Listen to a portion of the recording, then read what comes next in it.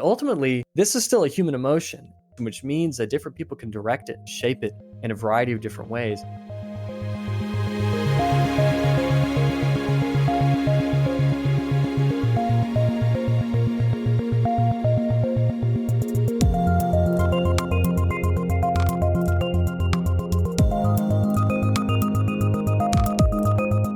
Hello and welcome to Tech Won't Save Us. I'm your host, Marx, and this week my guest is Grafton Tanner. Grafton is the author of The Hours Have Lost Their Clock, The Politics of Nostalgia from Repeater Books. You can find out more about that in the show notes, and naturally by listening to this week's conversation. Grafton and I talk about a lot of different aspects of nostalgia and how it's kind of observed in the technologies that we use, the entertainment media that we consume, and the politics that have defined the recent past. We discuss how nostalgia is often seen as this kind of conservative, backward-looking emotion or way of seeing things. And we discuss whether it can also be reoriented toward kind of a positive politics that is future-oriented, obviously with a focus on, making people's lives better. And Grafton argues that's certainly possible. And, we can see that most evidently with the Green New Deal very recently and how that kind of tapped into this nostalgia for the New Deal era in the United States and tried to use that to kind of build a politics and a movement around ambitious climate action. And, naturally, I think you can debate whether that went far enough, what it has achieved, but it's still a good example of this kind of use of nostalgia for a positive purpose. So I had a great chat with Grafton. I think you're really going to enjoy it. I hope you do. Tech Won't Save Us is part of the Harbinger Media Network, a group of left-wing podcasts that are made in Canada, and you can find out more about that at harbingermedianetwork.com. If you like the show, make sure to leave a 5-star review on Apple Podcasts and make sure to share it on social media or with any friends or colleagues who you think would learn from it. And this episode of Tech Won't Save Us, like every episode, is provided free to everybody because listeners like you support the work that goes into making the show every single week. So if you want to join the more than 250 people who are supporting the show every single month, you can go to patreon.com/techwon'tsaveus and become a supporter. Thanks so much and enjoy this week's conversation. Grafton, welcome back to Tech Won't Save Us. Hey, thanks for having me, Paris. I'm having nostalgia about our previous conversation. That's right. Yeah. Back during the pandemic, locked down, pre-vaccine. Boy, those were the days. Yeah. So basically you had this new book out, The Hours Have Lost Their Clock, which, deals with some of the topics, I think, of your last book, but also expands on those to look more deeply at some of these ways that nostalgia kind of infects the culture, the ways that we think about the past, the present, even the future, and how that interacts with nostalgia. And so, naturally, as you said, when you talked about the pandemic, we're in this period where there are a number of crises, whether it's the pandemic, whether it's the climate crisis that we've seen accelerating through the pandemic, whether it is these issues of affordability, of people being able to earn enough income, of just being able to get by, that have also been exacerbated through this period.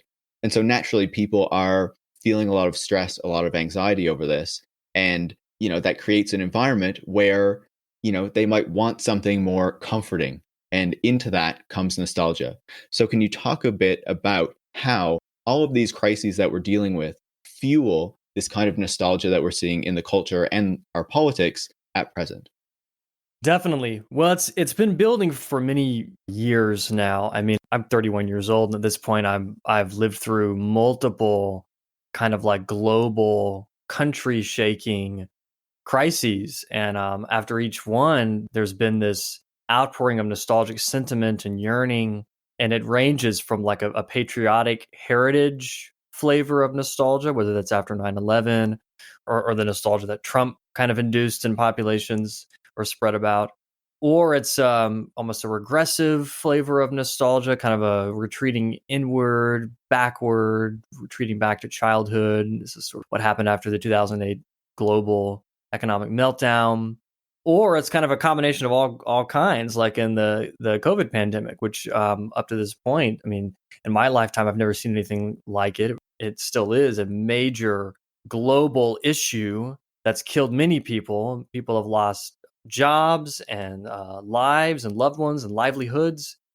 And out of those crises are a lot of different kinds of emotional reactions, anxiety being one of them, anger, maybe even a little bit of hope. I mean, I think we have to have hope to sustain us through terrible times.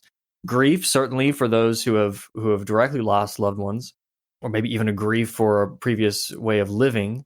But then also lots of nostalgia to go around as well, and not just internally felt within individuals and groups of people, but also kind of on tap from entertainment media, one reboot after the other kind of thing.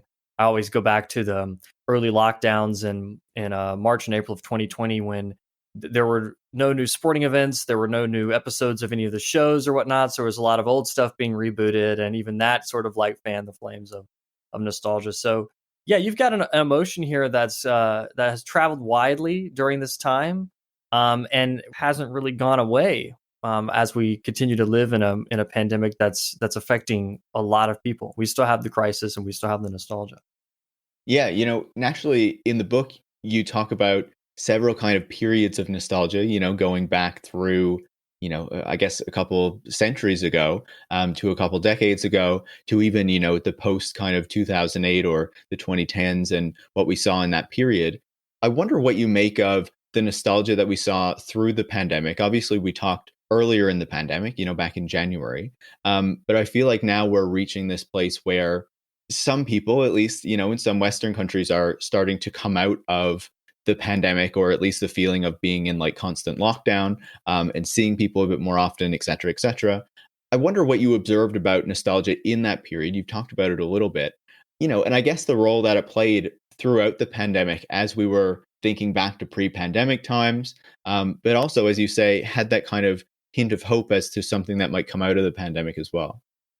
I think it remains to be seen a little bit because I was talking with someone else about this recently, about like how we're going to reflect back on this time. Because if history is a guide, and if human emotions are also a guide, then there will be some amount of this time being turned into the good old days, which is kind of really scary. And the same thing with Trump, and that even George W. Bush has had a rehabilitation period under the Trump administration, then even afterwards, where we kind of people look back and said, oh, well, George Bush wasn't that bad in the 2000s, and it is outrageous. We know that's not the case, right? Yeah, the Colin Powell cycle is in play right now, right? It's in play right now. Yeah, yeah. And so you're going to have that as more of the war criminals he associated with die, basically. And you may have crises down the road that could be worse than the COVID pandemic, might be about the same, might not be as bad, but in retrospect, maybe COVID disappears. And so then what we go through in the future seems worse. And so we look back and think, well, at least during lockdown, we got to spend time with family, et cetera, et cetera. That's a very normal thing that people do. And they're already doing it. People are already writing articles about, people on TikTok posting videos nostalgic for the early pandemic and early parts of the pandemic and early lockdowns.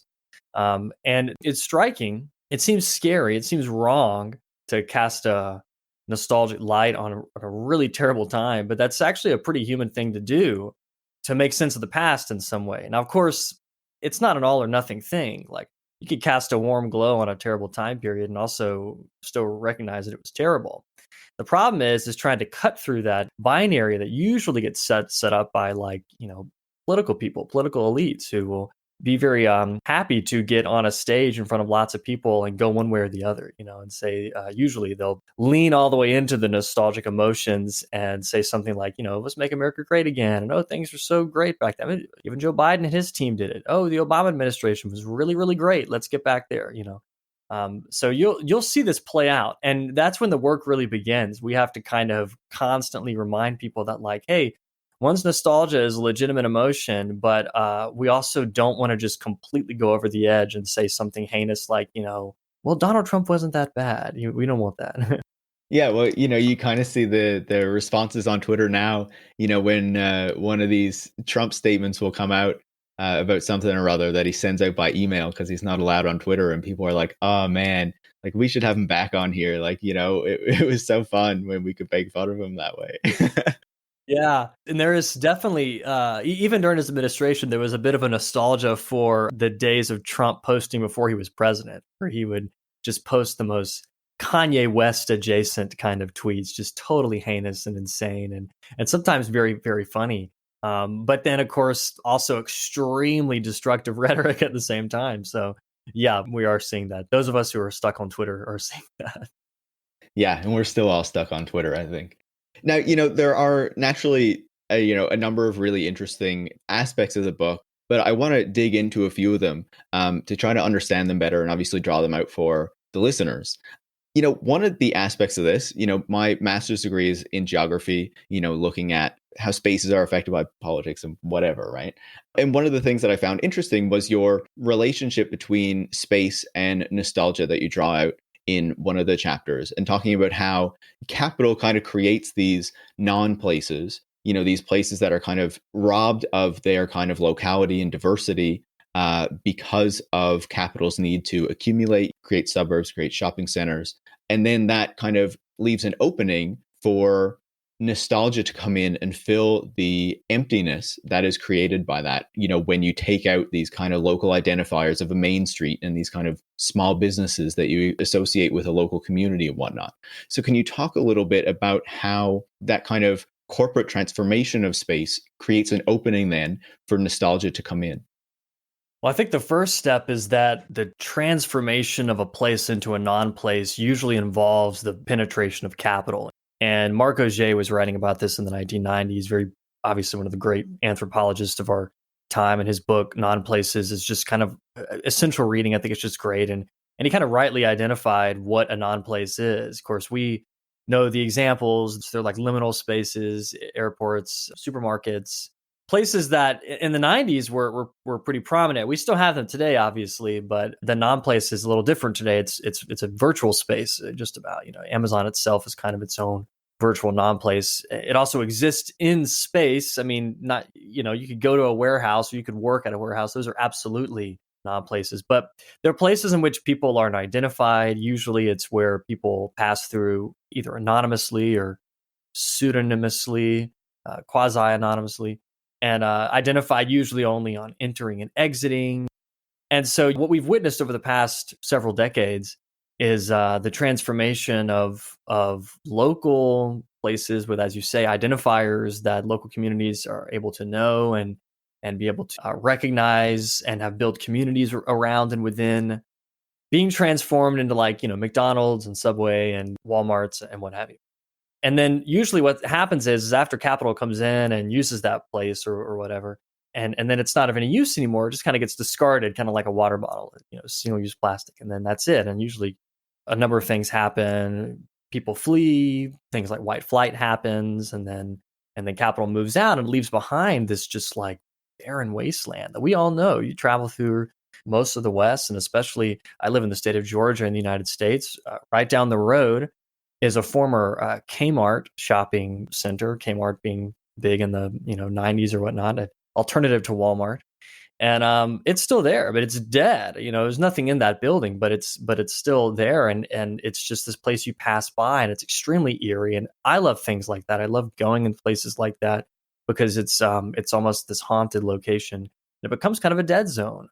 And then usually the next step that happens after that is those places perhaps get gentrified, and the process kind of cycles over again, except that this time it's done with like fancy tacos and smiley faces and things like this. But what ends up happening is that each time that location changes drastically, you will have local people who live nearby, come to kind of feel a longing for the way the place used to be, whether it's transformation from a place into a non-place, or strangely enough, when non-places themselves change or disappear, people will feel a kind of nostalgia for old McDonald's restaurants, or like old Walmarts or old retail centers. And especially a good example of this would be like the mall. The indoor mall was a privatized space. It was a suburban kind of invention, and certainly not a public space by any means. And a lot of technology and working power was spent. A lot of money was spent to get the mall to keep you in the doors and keep you walking and strolling and shopping. Douglas Rushkoff has an amazing book from like the turn of the 2000s called Coercion, and it's all about this. It's really brilliant. But then, of course, we know living now that there is a kind of a cultural nostalgia for the indoor mall. I'm reminded, there's plenty of examples you could find, but I'm reminded recently of, it was like the Billie Eilish video from, I think it was about sometime in 2020 when it came out. And she's kind of like roaming through this slightly empty mall, I think. I can't quite remember, but it's really kind of eerie, you know? And so you have this nostalgia for a space that originally was planned to be nothing more than just a site of commerce. And so it's really fascinating what happens with emotions and senses of place, even those places that are just kind of anonymous and corporately derived. Yeah, I think that is a great example. Another kind of example that comes to mind is kind of how, when stores like Barnes and Noble or Borders or like Chapters in Canada were kind of rolling out and kind of killing the local bookstores, they were like evil, right? But now that Amazon is wiping them out, it's the other way. It's like, oh my God, we need to save our like Barnes and Noble or whatever Right. um Yeah. from Amazon. And it's like this was once the kind of evil thing, but now because it is the normalized thing that we're used to seeing, it's the new thing that's bad. And that's not to defend Amazon in any way at all. But you see something similar with like Walmarts and the big box stores, and as you say, the shopping malls as well, where like these were things that once were destroying communities, but now with the advent of e-commerce and whatnot, these are the things that need to be defended because like they're all that's left in physical space.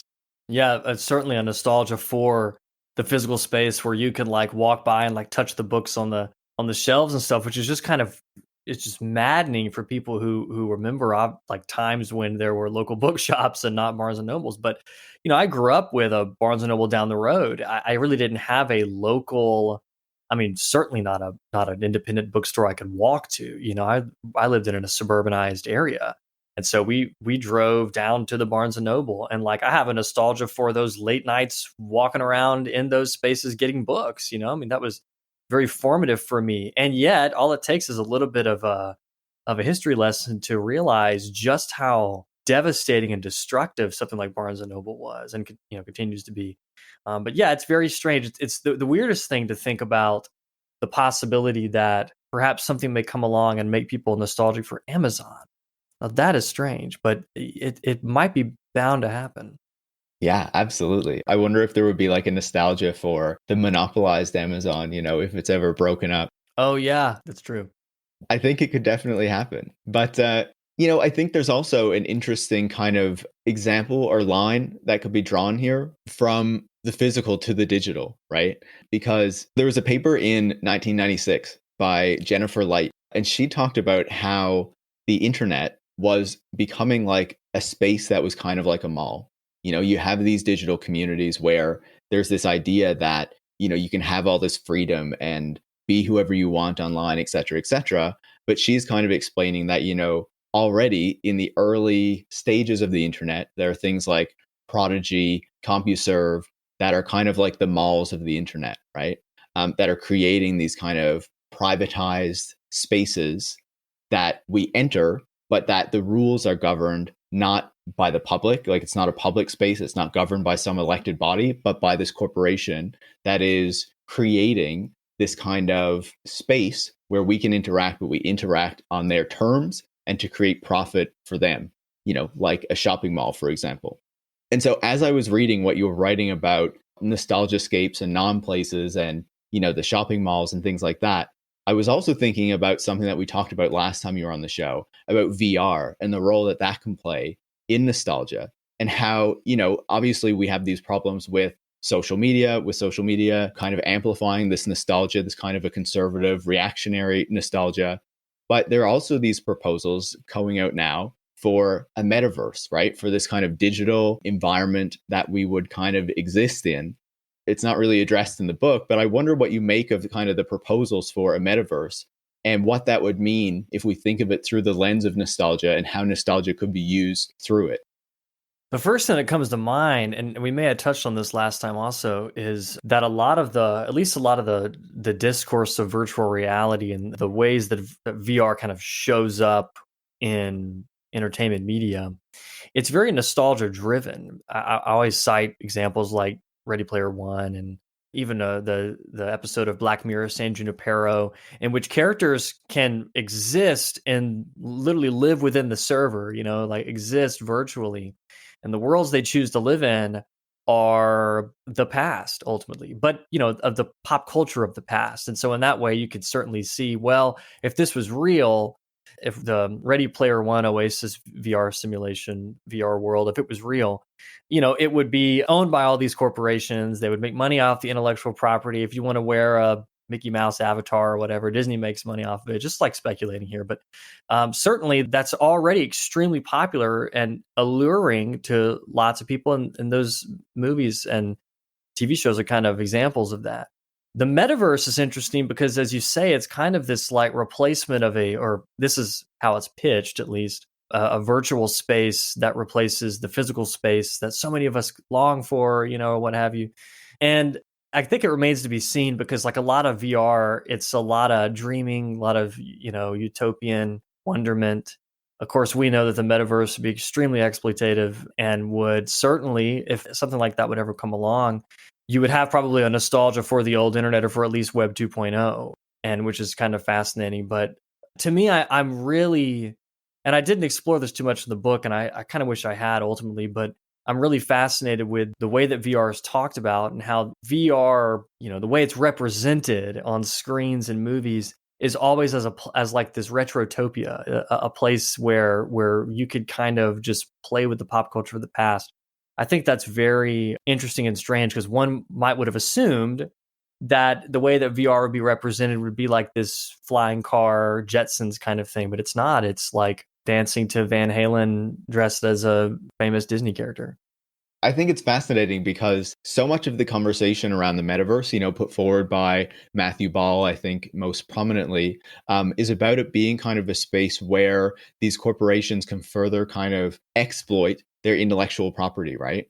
And so naturally, as you discuss in the book, you explain how the kind of mining of this intellectual property in the long kind of copyright periods creates this kind of incentive for this nostalgic media. And so then I feel like you can naturally see how that is going to play into the metaverse if we have this problem with oversaturated nostalgic media in the present, whether it's films, TV shows, things like that, and kind of, I guess, the conservative messaging that comes out through those things, and we can get to that. But I think you can naturally see how then that would infect a metaverse that is obviously going to be this incredibly commercialized space. Yeah, it's definitely another way for companies to make money off of their intellectual property. Probably, if it ever like becomes a thing, that would be how they would do it. And yeah, I mean, to me, I mean, something like the Space Jam reboot or insert whatever the latest thing like that is certainly a film just for intellectual property to be advertised. Very briefly, I mentioned in the book about the film Ralph Breaks the Internet, which I had never heard of before until recently. It's insane. It's just ads. It's ads for other Disney holdings, ultimately, like Disney princesses getting to talk with C-3PO. And it's all done in the name of fandom, or perhaps in the name of nostalgic fun. And Disney obviously is aware that nostalgia is powerful emotion, can shape consumer purchasing and drive consumer behavior. But at the end of the day, it really doesn't matter to them, but it's just them flexing their holdings in a single film by saying, look at all the stuff that we own.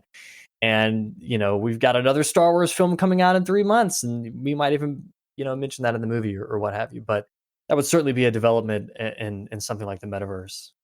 Yeah, it makes me think about how in Fortnite, they had like a Star Wars event before, I think it was like the final Star Wars movie in like the Disney trilogy. And you had like Emperor Palpatine. There was like a message from him, and it was like a kind of hint as to what was coming in the movie. And then apparently, I think it was like in the pre-roll script of the movie, because, the Star Wars movies have these kind of scripts that come up first. It mentions this message from Emperor Palpatine that you never hear in the movie, but you only hear in Fortnite. And that's wild. And, and the thing that just kills me about it is to be a good fan of these franchises and of this intellectual property, you've got to do a ton of work. And it's just like a constant consumption and hunting of Easter eggs. And you just can't keep up. And there are people who, they're going to make their living off YouTube doing podcasts and just endlessly talking about these movies. And they're playing part of the game ultimately. And it's maddening to me. I don't see how in the world anyone could ever keep up with it, and it makes sense to constantly have to build canons and like know it. And then, 2 years from now, something comes along and says, well, all of that canon is not canon anymore. Here's the new canon. And I have all this knowledge. What do I do with it? It's maddening. Yeah, in the book, you talk about how, the kind of entertainment sphere that we have today is kind of fueled by needing to mine all this intellectual property that has been built up over a number of years, and we see it with the streamers and, the tech companies wanting to do the same, where Amazon bought MGM recently and said one of the driving incentives behind that was to get all of MGM's intellectual property in its vast library, blah, blah, blah, right? So what do you see as the effect of, having a culture and an entertainment media that is so focused on mining these stories and ideas from the past and like constantly recycling them in the present? Well, I think there is this direct correlation between media consolidation and what, from our end, just looks like nostalgia for the past, and it is. But ultimately, what they're doing is just trying to make lots of money, and buying each other up until there's like one corporation left and they've owned it all, and it's getting to that point. I mean, other than like just outright frustration at like a Munsters remake or something, just like outrageous why anybody would want to do that. Even though I've mentioned this here recently, Munsters was rebooted like every decade since it came out in the 1960s. So it's not necessarily a new thing, but it's just a more widespread practice, and it's almost just like the standard practice as media companies buy each other up. On the one hand, you've got disgruntled people like myself who would be perhaps nostalgic for a time in which that wasn't the case. We had actually like perhaps a few more options of mainstream cinema other than just kind of the old hat Marvel Cinematic Universe franchises that aren't really films. I don't think they're something else. And then at the same time, creating the same stories, especially stories from the past, Star Wars, Batman, the Munsters, creating more of these stories kind of traps people in these sort of nostalgic loops, in the sense that you can't ever really escape that world. You're always supposed to be asked to rejoin the world of Star Wars and essentially be a good viewer and hunt the Easter eggs and follow the thread and what have you, and talk about it and discuss it. And that's the process. And then the next month, there's another Disney Plus streaming film. And so it's incredibly like disheartening on the one hand, and it's kind of unnecessary. I also was reading when Amazon acquired all of MGM, and Bezos had this statement about wanting to like reboot all the old favorites like Thelma and Louise and RoboCop and all this stuff. He just cited all these films, and I had this joke about you're going to have the Mrs. Doubtfire like cinematic universe at some point, and it just seems kind of unnecessary. But I do think that it speaks to a kind of a cultural desire to kind of have narratives that make sense, storylines that plot themselves out over a long term and that feel permanent and cozy and stable in a very unstable world. At the end of the day, it's just, major tech corporations and media corporations just wanting to make a ton of money. Naturally, as you're describing there, I think, maybe the answer is kind of obvious, but what are then the kind of political implications of this, right? If we have this media that is so focused on regurgitating these same kind of stories and narratives and ideas over and over and over again, what kind of political impact does that have if that's kind of how we understand, the culture and how things work, is constantly through these narratives that are recycled and reused over and over again? Well, on the one hand, it sort of edges out any kind of diversity of filmmaking or diversity of culture or ideas or stories. It certainly doesn't make space for kind of coming up with new ideas, new stories, new characters. One of the strange political consequences is that as you reboot some of these old pieces of intellectual property, you find that a lot of them are really they're offensive, they're politically retrograde, many of them are misogynistic, and you have to kind of reckon with that if you're going to dig that stuff up, because it reflected certain cultural trends and media at the time. And so if you do that and then you try to account for it by removing some of those more offensive parts from the story, or you try to have a more diverse cast or what have you, you'll have one side saying that it's just kind of tokenistic. And they're going to have another side saying that it's sullying their nostalgia for the original. It really is, you can't win. Ultimately, there's kind of no way out. And that's why, I mean, my example in the book is one of the Ghostbusters remakes. I think it might have been from just a few years ago, not the most recent one, the prequel, but there was a decision to cast all women in the role as opposed to all men like it was in the original. And when the trailer came out, it was like those two sides going at each other's throats, and it just seems sort of like it's a lose-lose situation ultimately. The media companies really don't care because they know they could just crank out another one, or whatever. But yeah, that's a weird consequence of these rebooting stories.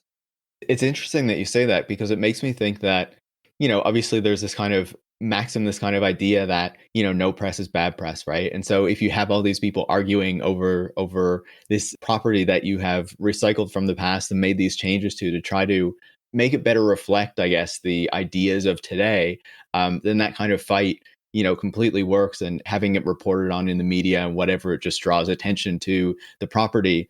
These kind of accusations that now, you're woke, you're too woke, your property is too woke. Yeah, I think it's really interesting. And I think that also kind of plays into the role of technology and these social media companies in it, right? Because a lot of those conversations will happen on these platforms, and that's another part of your book, naturally, where you talk about the way that the algorithms and that these spaces are designed are spaces in which they're not only primed for this kind of nostalgia, I would say, but also to kind of limit the conversation in a way and to constantly recycle the things that the platform knows that you like and to show you more of it. So you have this kind of limited horizon of things that you might see because you're served what the platform knows that you want to see instead of necessarily something that might challenge those sorts of ideas, I guess. Yeah, absolutely. And one doesn't even have to like look up a old movie or something that we might even tag as being nostalgic media. One doesn't even have to look that up to suddenly find themselves in this kind of like nostalgic algorithmic feedback loop or what have you, simply because powerful recommendation algorithms are going to feed you or at least show you information, content, media, TV shows, what have you, that is really kind of only similar to what it is that you're looking up to begin with. It makes adjustments, obviously. It's not totally rigid, but it's enough of a process to keep a person kind of trapped in the loop. And you're right, it does lead to sort of a limited horizon of thought and ideas. And oftentimes the stuff that gets recommended, the retro kind of stuff that gets recommended, is usually pasts that are corporately approved and created by corporate interests and tell certain stories. I mean, the idea that a person could have a deep knowledge of the history of something like Star Wars is essentially just saying that a person has a deep knowledge of a corporately controlled property.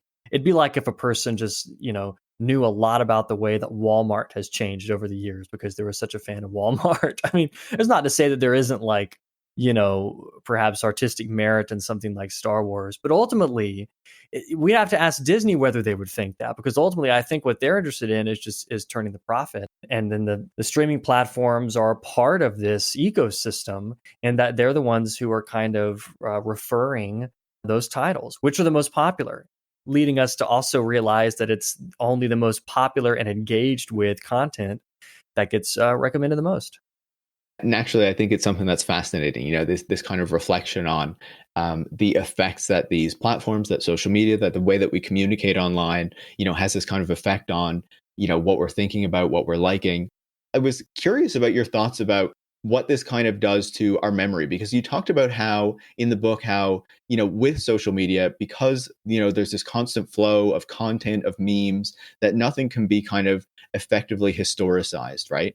And so I wonder what that also does to kind of our memory, not just of, historical events or current affairs, things that are happening in the past decade or more, as we have increasingly consumed information in this way, but also our memory of kind of our own lives and what's going on as they're kind of curated through these platforms. I have been thinking about this a lot recently. It might be the next thing I start to really dig into after this is after researching nostalgia and what it has to do with, our relationship to digital technology, how it's circulated through networks, how it's a reaction to a networked existence. I've been thinking a lot about digital memory, trying to remember individually ourselves, our own lives, the past or whatever as like digital subjects. But also like broad scale memory of this time. When the decade ended, there were a few articles that came my way about writers like struggling to remember the 2010s. And there was one in particular that said something along the lines of like, it feels like the 2010s just didn't happen. And I think that's kind of fascinating because I think that's a legitimate experience that a person would feel like that recent history seems to have not happened. And I think it has a lot to do with the viral model of social media, which is sort of doing what the algorithms do when they recommend stuff to us, which is to intensify certain discourses at certain times on social media that we engage with pretty intensely ourselves, and it's travels, and everybody knows if you spend enough time on social media, and this is how it happens. Something gets talked about and then the next day it's kind of gone. And there's varying levels of viral things. You've got either certain discourses that go viral for a day and then that's it, and then you have like the kid who yodeled in the supermarket or whatever, and he went viral for a short time and then disappeared. And I think it's unsustainable for us as remembering individuals and collectively to engage with ideas and discourses like that with such intensity, because I just think that what ends up happening is when something like that gets so intensified and goes so viral that once it disappears, it kind of like disappears with finality and it gets replaced with the next thing. And after a little while, it just seems like those things that went viral are like a million years old. They seem like ancient history, like even though they may have just been a conversation topic like the day before. And I think that a decade or more of engaging with and consuming content like that over the 2010s has really made us feel a little kind of shaky when it comes to historicizing recent history.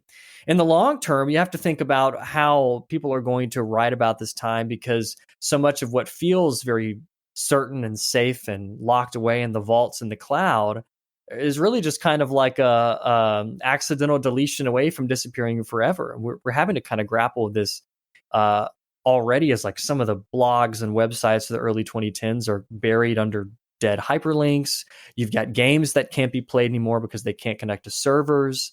You've got MySpace deleting like 50 million songs uploaded to it after it had this like server migration problem.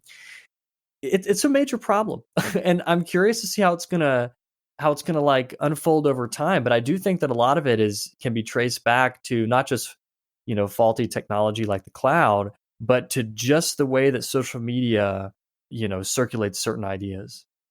I think what you're discussing there with the loss of this kind of past of the internet is a serious issue. And I think one that is getting more attention, but whether, that's actually solving the problem, I guess we'll see. The Internet Archive and, its Wayback Machine is valuable in that way, but I'm sure there needs to be more than that.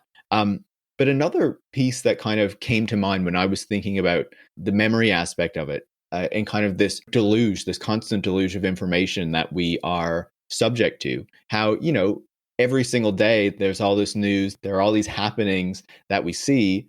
And then I feel like that makes it difficult to constantly remember everything that's happening because there is so much going on. And, it makes me think back to something that I talked to Tim Mon about. And, he kind of talks about how, the world is increasingly more complex. Our supply chains, the financial system is increasingly managed by algorithms without human input. And humans, find it difficult to actually understand exactly what is going on because it's happening so fast, because so much is happening, and because they don't really have proper control over the process. And so I wonder if, with the kind of huge amount of information that we are expected to consume on a daily, monthly, yearly basis, if that just makes it hard to fully grasp everything that's going on, because we are dealing with these kind of primitive brains that are still in our heads, and they're not made to handle all this information, I think. Absolutely. I was just actually talking with Tim a little bit about this, about complexity and trying to keep up with it all. And, even in some of Marc Augé's work in the 1990s, he argued that it wasn't that there's just a ton of meaning, that there's more meaning than there used to be, or the opposite, there isn't as much meaning. He said there's this sort of pressure for us to assign meaning to things that happen. And so I think it's certainly, I mean, he was writing a few decades ago. I do think that one of our problems with trying to keep up is just being overloaded with information on a daily basis. But it's also that next step of having a lot of information hitting us at one time and feeling the pressure to kind of like comment on it, whether that means like make a post about it or what have you, or just to try to like establish some kind of meaning as like grounding to say like, well, this is what this means. And I think that some of that comes from a desire to have some stakes in the ground, or like a buoy to hold on to in a time that feels very tumultuous in terms of past, present, and future, which we've kind of lost the thread a little bit on how to historicize and what constitutes past. I mean, the thing that, again, went viral last week is that how far in the past really is that? It doesn't seem like it was last week. It seems like it was much longer, but so I think we're having to try to reorient ourselves to time a little bit. And one way that we might be doing that is to assign meaning to all this information that you're right, we really just can't make sense of it all. And it's already a problem. We're running short on time. So I have two more questions for you that are kind of more future oriented, I guess. You talk about the positive futures, and I'm going to get to that in just a second. But I think there are also kind of negative futures here. And, naturally, you've talked about Trump in the book. You talk about Brexit and these other kind of right-wing politicians that draw on this kind of nostalgic nationalism and things like that, right? But I want to put that to the side because we kind of touched on it briefly at least. But I feel like nostalgia also drives these other futures that come out of the tech industry. And the one that comes to mind most of all is the space billionaires and their kind of desire to push us into space, and how so many of their ideas about space are based on this kind of longing for this kind of past of space travel, the kind of moon landings and stuff like that, but also these ideas about space that come from the past as well. The books that they read as kids about space, the science fiction novels that they read as teenagers. Jeff Bezos, as he was in college, one of his college professors was the guy who made these ideas about these big space colonies. George O'Neill, I believe his name was. That's why they're called, the O'Neill cylinders. So I wonder what you think about these kind of visions for the future that come from the tech industry that I think we would both recognize as being really bad, but how they are kind of infused with nostalgia as well. That's brilliant. I wish that I had written a little bit more about this in the chapter on escape, because it's such an escapist impulse for the corporate maven to get off the planet, and not only that, but like, show the rest of the world how we're all going to get off the planet because we've destroyed it with our pollution or whatever. It's a strange, like, accepting publicly that global warming is a problem, but then having the most heinous solutions, that just are totally not feasible. And so it's an escapist impulse, number one. And of course, escape and nostalgia sometimes go hand in hand. We see nostalgia sometimes as a kind of a way to escape from the present, its problems and the anxiety and all the information we have to keep up with. And escape is a very normal thing for people to do. People need breaks, obviously. Nobody wants to just work all the time and be faced with the problems of the world all the time. But yeah, the space billionaires trying to leave the planet is a similar thing to like the well-off, able-bodied white guy who builds the cabin in the woods and leaves society behind to go and live off the land, a pure existence or a more true existence. But then, yeah, there's also this weird kind of nostalgia for like the days of going to space, like the late 1960s or even the 1950s, and dreaming of going to space. Ray Bradbury kind of looking to the sky and longing for what's up there, which I think is in some ways kind of a very beautiful like feeling to like look at the sky and feel like how small you are in the face of it all. But it's at what cost ultimately with these billionaires, and also like how flimsy, for them to like when Bezos left the planet and came back down. I was just like, give me a break. We've already done this, and we did it with NASA. in 1969, without smartphones, and certainly without the existence of Amazon. It's almost like let's do it one more time, second time around, this time corporately done, and it seems self-serving. I mean, obviously it is. So an escapist impulse, absolutely, and just kind of sickening ultimately. Yeah, there's so much I could say about that. The links to the past, how that was also kind of like the early days of Silicon Valley, this really kind of conservative culture as they're working on the aviation and all this stuff as well. I think it's fascinating. But anyway, besides that kind of negative, I think, use of nostalgia to think about the future, there's also a potential positive use, right? I think we often associate nostalgia with conservatism, with backward thinking, with this kind of desire for this idealized past that is actually a really negative past. Like, when we think about the kind of ideal past of, say, Donald Trump, or this kind of thinking about, as you talk about in the book, this kind of Southern past as what it was like, during slave times or whatnot, kind of brushing off the negatives of that. But there's also the potential to use nostalgia in a positive way to kind of create a hope for the future, for a better future, that kind of escapes the kind of negativity of the present, the crises of the present, as we talked about earlier. So how do you see that positive nostalgia and its kind of use to encourage this kind of different vision of the future, this kind of hope for the future? Well, when you look at the history of nostalgia, you could see that there are a number of groups of people who use it in different ways. And that you're right, I argue this in the book, that what we tend to think of as nostalgia, and what we think of it as being reactionary and stuck in the past and even destructive, nationalistic perhaps, is really just a product of how it's been used, at least, very recently as well.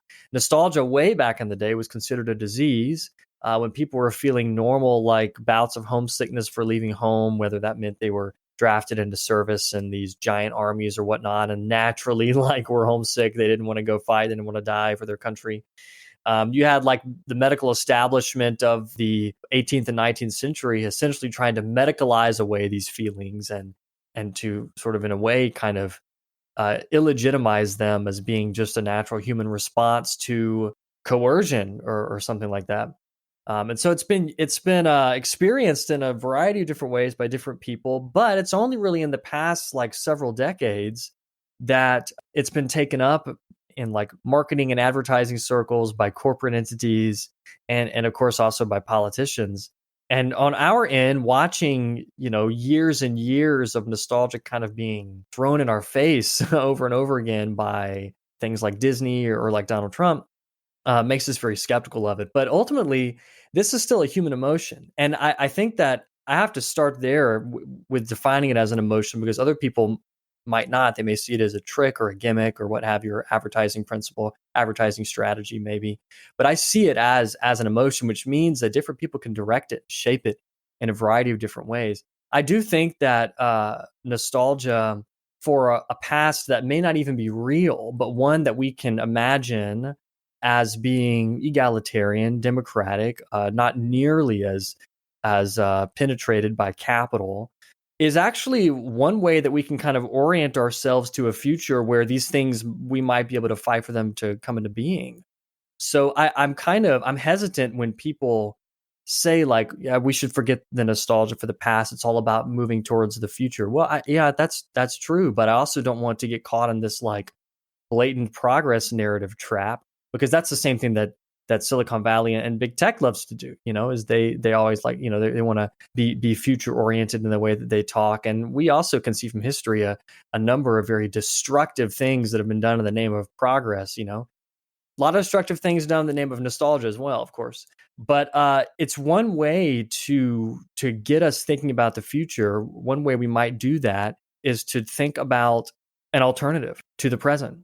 It might not even have really existed. It might be a past that only exists in our mind, because plenty of people know the past was a terrible time.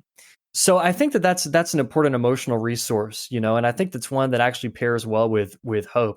I don't know anymore if we can think about the future without having a little bit of longing for a time that wasn't, but that was, especially when we're facing problems of the future that seem every year to get worse and more grim, it would be very hard for me to muster up the hope. I mean, it is hard for me to muster up the hope for a future without having to rely or pull from some other kinds of emotional resources. And I think that that's kind of what we're going to have to learn how to do over the next several years, especially as whatever reactionary leader is waiting in the wings to show up for, at least in the United States, the 2024 election, but before then even.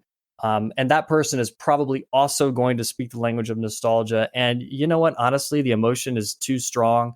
We shouldn't let them get away with that. Are there any examples of like the kind of positive nostalgia or kind of the hope from the past that stand out to you? Like I'll say for me, I find hope in thinking back to the Paris Commune and the Spanish Revolution and times like that, even though, they were both brutally crushed. But, in the present, I think we also see a really good example of that through the Green New Deal and kind of the hearkening back to the New Deal times, right? So are there any examples that stand out for you? The Green New Deal is a great example. Like we know that conservatives, especially in the West and in the United States, tend to speak the language of nostalgia, and yet even the Green New Deal, which is a blatant nostalgic appeal to the New Deal era, hasn't really worked. And of course, there are also plenty of liberals who also are not down with the Green New Deal, but that is a nostalgic appeal. You're absolutely right. I mean, I think having a nostalgia for collective action and for organized protest. I mean, like nobody would, and I certainly wouldn't do this, obviously, nobody would advocate for like longing for the conditions that cause those groups to get together to protest. But the collective spirit of coming together and like daring to like do something about it, even when it gets crushed, like, there's certainly a lot of nostalgia for Occupy Wall Street, There's even perhaps a nostalgia for a year ago during the protests after George Floyd was murdered, where people came together and like signaled their support and like hit the streets and fought in ways that we just haven't really seen in recent memory, in a pandemic, no less, right? Longing for that kind of collective action, I think, is crucial. Absolutely. And there are a number of scholars who have written about this as well. Nishat Shahani has also argued about, they wrote this book called Queer Retrosexualities, and it's great. It's about how for a lot of queer folks, the past is traumatic. It's like marked by persecution, but it's also this shared past. And it's got all these examples of like queer collectives coming together to like subvert and counter like normative powers that be. Also Badia Ahad Lagarde has got this excellent book called Afro Nostalgia about Black communities and their experience of like nostalgic good feelings for times of community in their own past. And so there's plenty of examples of different groups who use this emotion in ways that are completely opposite of something like Disney or Donald Trump. And yet, because that stuff just is really provocative and it rides the algorithmic waves well, it's just in our face. And I'm just determined to, or at least I hope the book will try to spread this idea that this is a legitimate emotion, often weaponized, but not essentially reactionary. Yeah, I think that's a good point. And I think the examples that you're providing there also illustrate kind of a point that you made earlier about how these histories that are recycled through the nostalgia are often kind of the official histories, the ones that are accepted, the ones that don't challenge power. But then you can also use nostalgia to kind of bring back these histories from the past that do have that kind of effect, right? So Grafton, it was great to speak to you again, to talk about how, nostalgia is everywhere. It's not necessarily bad or good. We can use it for both. I really appreciate you taking the time. Thanks so much. Thanks so much, Paris. Grafton Tanner is the author of The Hours Have Lost Their Clock, The Politics of Nostalgia, and you can find out more information about that in the show notes. You can follow Grafton on Twitter at Grafton Tanner. You can follow me at Paris Marx, and you can follow the show at Tech Won't Save Us. Tech Won't Save Us is part of the Harbinger Media Network, and you can find out more about that at harbingermedianetwork.com. And if you want to support the work that goes into making the show every week, you can go to patreon.com/techwon'tsaveus and become a supporter. Thanks for listening.